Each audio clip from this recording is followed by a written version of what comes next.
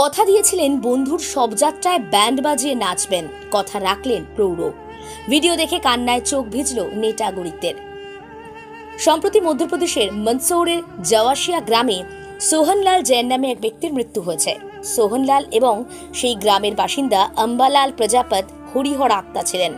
বন্ধুকে কথা দিয়েছিলেন তার মৃত্যুতে শোক পালন করবেন না, আনন্দ করবেন, করলেনও তাই।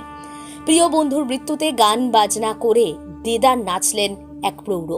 সে দৃশ্য দেখে কান্নায় চোখ ভিজল নেটাগরিকদের। ভিডিওটি ভাইরাল হয়েছে, সত্যতা যাচাই করেনি নিউজ বাংলাদেশা। সংবাদ মাধ্যমের প্রতিবেদন অনুযায়ী ঘটনাটি ঘটেছে মধ্যপ্রদেশের মন্দসৌরের জাওয়াশিয়া গ্রামে।